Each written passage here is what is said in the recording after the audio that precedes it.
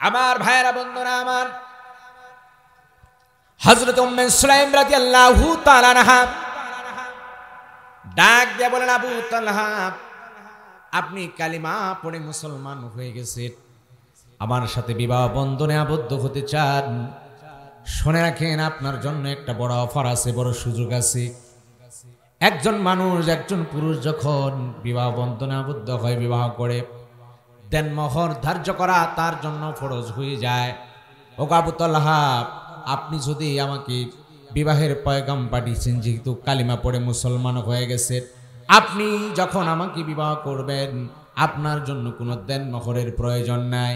আপনার জন্য দেনমোহর হলো, আপনি যে ওই কালিমার মালাটা গলায় পড়েছেন, কালিমাটা পড়ে মুসলমান হয়ে গেছেন, এই মুসলমান হওয়াটাই আপনার জন্য আমি দেনমোহর হিসেবে মেনে নিলাম।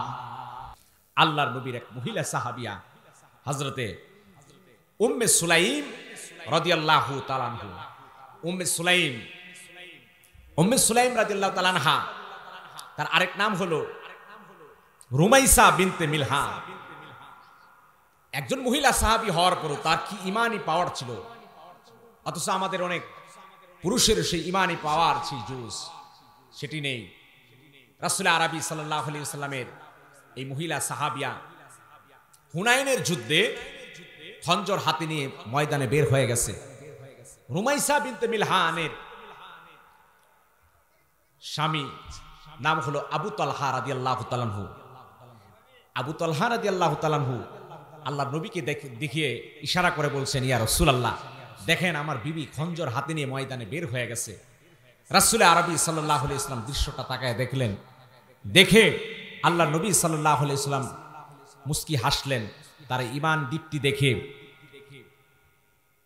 রুমাইসা বিনতে মিলহান, উম্মে সুলাইম রাদিয়াল্লাহু তাআলা আনহা, তিনি আল্লাহর নবী সাল্লাল্লাহু আলাইহি ওয়াসাল্লামকে দ্ব্যর্থহীন কণ্ঠে জানিয়ে দিলেন, ইয়া রাসূলুল্লাহ, ইয়া হাবিবাল্লাহ, এই খঞ্জর নিয়ে আমি বের হয়েছি জিহাদের ময়দানে, হুনাইনের যুদ্ধে।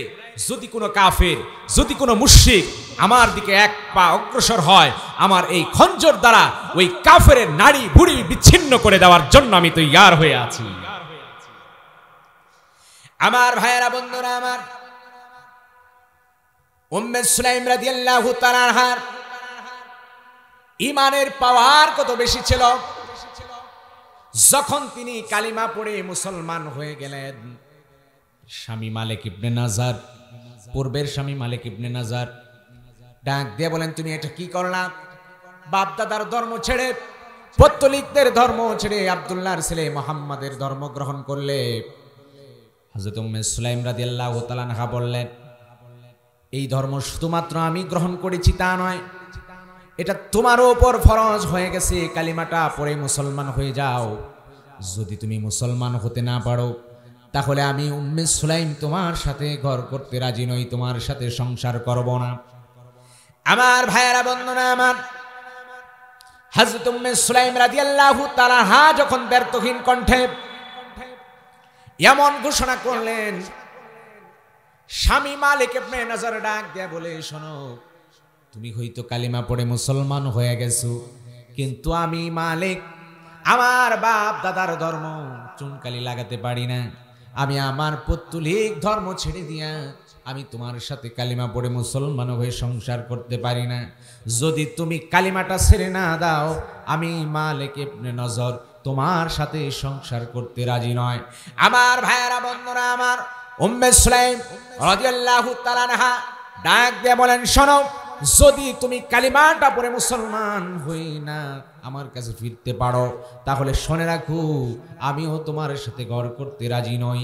এই কথা বলে হযরতে উম্মে সুলাইম রাদিয়াল্লাহু তাআলা আনহা স্বামীর ঘর ছেড়ে দিয়া ইসলামের পথে কালিমার মালাটা গলায় পড়ে এমন পৌত্তলিক স্বামীকে ছেড়ে দিয়ে আল্লাহর রাহে নিজের জীবনটাকে সঁপে দিলে। ওই স্বামীর আমার দরকার নাই যে কালিমা পড়ে নাই, মুসলমান হবে না, কাফের হয়ে থাকবে, তার সাথে আমি থাকতে ঘর করতে রাজি না। হযরতে আবু তালহা রাদিয়াল্লাহু তাআলা আনহু, যিনি দ্বিতীয় ঘর করেছেন, আবু তালহা রাদিয়াল্লাহু তাআলা আনহু, তিনি ডেকে বলেন, তখন তিনিও মুসলমান হন নাই। বুখারীর বর্ণনায় এসেছে, উম্মে সুলাইম রাদিয়াল্লাহু তাআলা আনহাকে তিনি বললেন, উম্মে সুলাইম, আমি আপনাকে বিবাহের পয়গাম পাঠাচ্ছি, আমি আপনার সাথে সংসার করতে চাই। উম্মে সুলাইম রাদিয়াল্লাহু তাআলা আনহা ডেকে বলেন, আপনার লজ্জা হয় না? আপনি আমাকে বিবাহের প্রস্তাব দিচ্ছেন, অথচ আপনি এমন মূর্তির পূজা করেন যে মূর্তিটা মাটি দিয়ে বানানো হয়েছে, আর আমি এমন রবের গোলামি করি যিনি সমস্ত, শুধু মাটি নয়, সমস্ত আসমান জমিন সকল কুল কায়নাত সৃষ্টি করেছে, এমন রবের গোলামি আমি উম্মে সুলাইম করি। আমাদের রব কে? জোরে বলেন নাকি? আরো জোরে বলেন কে? আল্লাহ আমার রব, এই রবি আমার সব, দমে দমে তনু মনে তারি অনুভব। তোমার দুনিয়াতে আমি যেদিকে তাকাই, অথই নেয়ামতে ডুবে আছে সবাই। তোমার দুনিয়াতে আমি যেদিকে তাকাই, অথই নেয়ামতে ডুবে আছে সবাই। পাক পাখালির গানে শুনি তাসবিহ কলরব, শুনি তাসবিহ কলরব। আল্লাহ আমার রব, এই রবি আমার সব। ঠিক কিনা? আমাদের হায়াতের মালিক কে? মৌতের মালিক কে? সমস্ত ক্ষমতার মালিক কে? উমাইসা বিনতে মিলহান, তার আরেক নাম হলো উম্মে সুলাইম। উম্মে সুলাইম রাদিয়াল্লাহু তাআলা আনহা আবু তালহাকে ডেকে বলে, আপনার লজ্জা হয় না? আপনি ওই মাটির পূজা করেন, আপনি যতক্ষণ পর্যন্ত না পৌত্তলিক ধর্ম ছেড়ে কালিমা পড়ে মুসলমান না হবেন, ততক্ষণ পর্যন্ত আপনি আমাকে বিবাহের পয়গাম দিতে পারেননি। হযরত আবু তালহা রাদিয়াল্লাহু তাআলা আনহু এরপর চিন্তা ভাবনা করে কালিমা পড়ে মুসলমান হয়ে গেলেন। আমার ভাইয়েরা, বন্ধুরা আমার, হযরত উম্মে সুলাইম রাদিয়াল্লাহু তাআলা আনহা ডাক দিয়ে বলেন, আবু তালহা, আপনি কালিমা পড়ে মুসলমান হয়ে গেছেন, আমার সাথে বিবাহ বন্ধনে আবদ্ধ হতে চান? শুনে রাখেন, আপনার জন্য একটা বড় অফার আছে, বড় সুযোগ আছে। একজন মানুষ, একজন পুরুষ যখন বিবাহ বন্ধনে আবদ্ধ হয়, বিবাহ করে, দেনমোহর ধার্য করা তার জন্য ফরজ হয়ে যায়। ও আবু তালহা, আপনি যদি আমাকে বিবাহের পয়গাম পাঠিয়েছেন, যেহেতু কালিমা পড়ে মুসলমান হয়ে গেছেন, আপনি যখন আমাকে বিবাহ করবেন, আপনার জন্য কোনো দেনমোহরের প্রয়োজন নাই। আপনার জন্য দেনমোহর হলো, আপনি যে ওই কালিমার মালাটা গলায় পড়েছেন, কালিমাটা পড়ে মুসলমান হয়ে গেছেন, এই মুসলমান হওয়াটাই আপনার জন্য আমি দেনমোহর হিসেবে মেনে নিলাম। আল্লাহর নবীর মহিলা সাহাবিয়া হযরত উম্মে সুলাইম রাদিয়াল্লাহু তাআলা আনহা, তিনি একজন মহিলা হয়ে তিনি একজন আল্লাহর জন্য নিজের জীবনকে কিভাবে সঁপে দিয়েছেন, ইসলামের জন্য, কালিমার জন্য নিজেকে প্রস্তুত করে রেখে দিয়েছেন। রাসূল আরবি সাল্লাল্লাহু আলাইহি ওয়াসাল্লাম বলেন, বুখারীর বর্ণনা এসেছে, আল্লাহর নবী সাল্লাল্লাহু আলাইহি ওয়াসাল্লাম বলেন, আমি একদিন স্বপ্নযুগে জান্নাতের ভিতরে পায়চারি করছিলাম, আর আমার সামনে সামনে, আমার পায়ের সামনে আরেকটি পায়ের আওয়াজ, জুতার আওয়াজ, চলার আওয়াজ আমার কানে ভেসে আসছিল, আমি শুনতে পাচ্ছিলাম। জিবরিল আমিনকে ডেকে বললাম, জিবরাইল, আমার সামনে যে মানুষটা হেঁটে যাচ্ছে তার পরিচয় কি? কে সে? আমার সামনে আল্লাহর তৈরি জান্নাতের ভিতরে হাঁটে।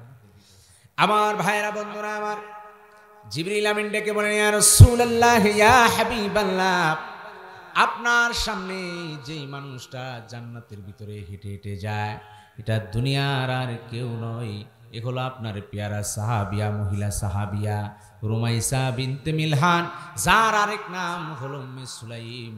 আপনার এই পেয়ারা সাহাবিয়া, তিনি জীবনটাকে ইসলামের জন্য সঁপে দিয়েছেন, যেই জন্য আল্লাহ রাব্বুল আলামিন জান্নাতের ভেতরে তার ঠিকানা বরাদ্দ করে দিয়েছে। আমার ভাইয়েরা, বন্ধুরা আমার, এই মহিলা সাহাবিয়ার শুধুমাত্র ঈমানের পাওয়ার ছিল এতটুকু তা নয়, বরং তিনি ধৈর্যের যেই পরিচয় দিয়েছেন, যেই পরীক্ষায় তিনি উত্তীর্ণ হয়েছেন, এই ঘটনাটি ইতিহাসের পাতায়, বুখারীর বর্ণনায়, হাদিসের ভাষায় চলে এসেছে। নিজের জীবনটাকে এমনভাবে সঁপে দিয়েছেন, ধৈর্যের চরম পরাকাষ্ঠার পরিচয় তিনি দিয়েছেন।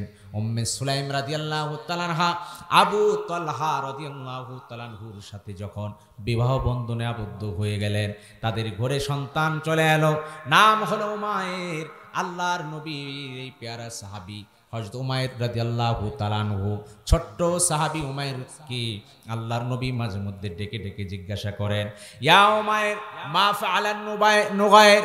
উমাইর তার ছোট্ট বুলবুলি পাখি নিয়ে খেলাধুলা করত। আল্লাহর নবী একদিন দেখতে পেলেন উমাইর ওয়ালের কাছে, বাড়ির দেওয়ালের কাছে হেলান দিয়ে বসে বসে চোখের পানি ছেড়ে কাঁদে। আল্লাহর নবী ডাক দিয়ে বলেন, হে উমাইর, তোমার বুলবুলি পাখির খবর কি? আর কেনই তুমি চোখের পানি ছেড়ে কান্না করছো? উমাইর ডাক দিয়ে বলেন, নবী গো, আমার সবচেয়ে পছন্দের বুলবুলি পাখিটা আজকে রাতে মারা গিয়েছে। আল্লাহর নবী রহমতের নবী সরকারে দো আলাম, তিনি শুধুমাত্র বড়দের নবী তা নয়, ছোট্ট ছোট্ট মাসুম বাচ্চাদেরকে আদর করতেন, চুমু খেতেন। নবীজি ডাক দিয়ে বলেন, উমাইর তুমি টেনশন করো না, চিন্তা করো না, আমি নবী তোমার জন্য কালকেই ছোট্ট সুন্দর একটা বুলবুলি পাখির ব্যবস্থা করব। আমার ভাইয়েরা, বন্ধুরা আমার, উম্মে সুলাইমের ঘরে আদরের সন্তান, কলিজার টুকরা উমাইর। পাড়ার সকলে উমাইরকে ভালোবাসে, মহব্বত করে। উম্মে সুলাইম আবু তালহাও আদরের সন্তান কলিজার টুকরাটাকে ভালোবাসে।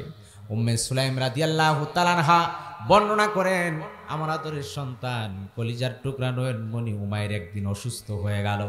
এতটাই অসুস্থ হয়ে গেল, জ্বরে আক্রান্ত হয়ে গেল, হাঁটতে পারে না, চলতে পারে না।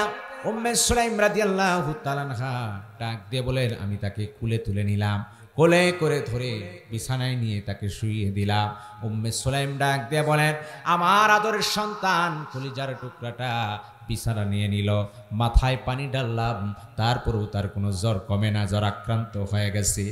আর স্বামী আবু তালহা রাদিয়াল্লাহু তাআলা আনহু, তিনি আল্লাহর নবী সাল্লাল্লাহু আলাইহি ওয়াসাল্লামের দরবারে সকাল সন্ধ্যায় যাতায়াত করেন, নবীজির দরবারে যান। কারণ নবীজির যেই সাহাবী আল্লাহর নবীর দরবারে একবার গিয়েছি, ওই সাহাবী আর আল্লাহর নবীর দরবারে ছেড়ে থাকতে চান না। যখনই সময় হয়, যখনই সুযোগ হয়, আল্লাহর নবীর দরবারে হাজিরা দেওয়ার জন্য বেচাইন হয়ে যেতেন। আমার ভাইয়েরা, বন্ধুরা আমার, আল্লাহর নবীর আরেক সাহাবী হযরতে জাবের রাদিয়াল্লাহু তাআলা আনহু, তিনি আল্লাহর নবীর দরবারে হাজির হয়ে গেলেন। মসজিদে নববীতে খেজুর পাতার ছাউনি দিয়া আকাশের চাঁদের আলো মসজিদের নববীর ভেতরে পড়ে গেছে। আল্লাহর নবী রহমতের নবীর চাঁদ মাখা চেহারাটা উমায় আল্লাহর নবীর সাহাবী জাবের রাদিয়াল্লাহু তাআলা আনহু বারবার নবীজির চেহারাটা দেখেন, একবার ডান দিক থেকে আরেকবার বাম দিক থেকে, এইভাবে আল্লাহর নবীর চেহারাটা বারবার দেখেন, আরেকবার আকাশের চাঁদের দিকে তাকান। নবীজি ডাক দিয়ে বলেন, জাবের, কেন তুমি এমন করো? একবার আমার চেহারার দিকে তাকাও, আবার তুমি আকাশের দিকে তুমি তাকাও। নবীজির পেয়ারা সাহাবী হযরতে জাবের রাদিয়াল্লাহু তাআলা আনহু ডাক দিয়ে বলেন, নবী গো, আমি আকাশের চাঁদের ভেতরে তাকায় দেখলাম, ওই চাঁদের ভেতরে কালো কালো দাগ আছে, আপনি নবীর মোবারক চেহারায় কোনো দাগ দেখতে পেলাম না। নবীজির দরবার আল্লাহ নবীর সাহাবীরা ছাড়তেন না, বসে থাকতেন, মুগ্ধ হয়ে তাকায় কথাগুলো শুনতেন। নবীজির সাহাবারা বলেন যে এতটাই মুগ্ধতার সাথে কথাগুলো শুনতাম, পাখি আমাদের মাথার উপর এসে উড়ে চলে যেত, পাখিরা টের পেত না যে মানুষের গায়ে বসলো নাকি কোথায় বসেছে। পাখি অনেকক্ষণ বসে চলে যেত, তবুও টের পেত না। এতটা নীরব নিস্তব্ধ হয়ে আল্লাহর নবীর কথাগুলো নবীজির সাহাবারা শুনতেন। বলি সুবহানাল্লাহ। আবু তালহা রাদিয়াল্লাহু তাআলা তিনি নবীজির দরবারে বারবার যাতায়াত করেন, সেই নবী রহমতের নবীর দরবারে যাতায়াত করেন। আর ওদিকে তার বাড়িতে আদরের সন্তান কলিজার টুকরা উমাইর অসুস্থ হয়ে গেছে, একেবারে অসুস্থ, এতটাই মুমূর্ষ অবস্থায়, আর মনে হয় বাঁচবে না, একেবারে অসুস্থ অবস্থায় বিছানায় পড়ে গেছে। হযরতে উম্মে সুলাইম রাদিয়াল্লাহু তাআলা আনহার আগের দিকের আরেক সন্তান, তার নাম হলো আনাস। আনাস রাদিয়াল্লাহু তাআলা আনহুকে নবীজির খেদমতের জন্য যখন আনাস রাদিয়াল্লাহু তাআলার বয়স 10 বছর, দেখেন একজন মহিলা সাহাবিয়ার আদর্শ চরিত্র কেমন ছিল। তিনি জিহাদের ময়দানে নিজেকে সঁপে দিয়েছেন, জিহাদের ময়দানে দুশমনের বিরুদ্ধে লড়াই করেছেন। তিনি কাফের, স্বামী কাফের হওয়ার কারণে সংসার ছেড়ে চলে এসেছেন। ইমানের উপর কতটা অটল অবিচল ছিলেন, ধৈর্যের পরীক্ষা দিচ্ছেন। আদরের সন্তান কলিজার টুকরা আনাসের বয়স যখন 10 বছর, তখনই আল্লাহর নবী সাল্লাল্লাহু আলাইহি ওয়াসাল্লামের কাছে নিয়ে হাজির হয়ে গেলেন। ডেকে বলেন, ইয়া রাসূলুল্লাহ, ইয়া হাবিবাল্লাহ, যতদিন লাগে, যতদিন আপনার প্রয়োজন হয়, আমার কলিজার টুকরা আনাসকে আপনার দরবারে সঁপে দিলাম, আমার কলিজার টুকরা আনাসকে আপনার খাদেম বানায় দিলাম। আনাস রাদিয়াল্লাহু তাআলা আনহু 10 বছর বয়সে আল্লাহর নবীর খেদমত করেছেন, আরো দীর্ঘ 10টি বছর হযরত নবী করিম সাল্লাল্লাহু আলাইহি ওয়াসাল্লামের খেদমতে জীবন কাটিয়ে দিয়েছেন। বলি সুবহানাল্লাহ। আমার ভাইয়েরা, বন্ধুরা আমার, উম্মে সুলাইম রাদিয়াল্লাহু তাআলা আনহা তিনি দেখলেন আদরের সন্তান কলিজার টুকরাটা বারবার অস্থির হয়ে যাচ্ছে, শরীরটা ঘেমে যাচ্ছে। উম্মে সুলাইম আল্লাহর দরবারে দোয়া করেন, আয় রব্বুল আলামিন, জানি না আমার আদরের সন্তান কলিজার টুকরা আর বাঁচবে কিনা। উম্মে সুলাইম বারবার বেচैन হয়ে যান, পেরেশান হয়ে যান। আল্লাহ রাব্বুল আলামিন এমন কঠিন পরীক্ষা নিলেন। ও বন্ধু, তোমার আমার দুনিয়াতে বিভিন্ন পরিস্থিতি, বিভিন্ন পরীক্ষা আসবে। আল্লাহ রাব্বুল আলামিন ডাক দিয়ে বলেন, ওয়ালা নাবলুওয়ান্নাকুম বিশাইইম মিনাল খাউফি ওয়াল জু'i ওয়া নাকসিম মিনাল আমওয়ালি ওয়াল আনফুসি ওয়াস সামারাত। আল্লাহ রাব্বুল আলামিন ডেকে বলেন, আমি অবশ্যই তোমাদেরকে পরীক্ষা করব। মিনাল খাউফি, ভয় দিয়ে তোমাদের পরীক্ষা করব। ওয়া নাকসিম মিনাল আমওয়াল, তোমাদের মাল কমে যাবে। ওয়াল আনফুসি, তোমাদের জনবল কমে যাবে। বিভিন্নভাবে তোমাদের পরীক্ষা করব, ফল ফুল কমে যাবে, এমন সংকট দিয়ে আমি পরীক্ষা করব।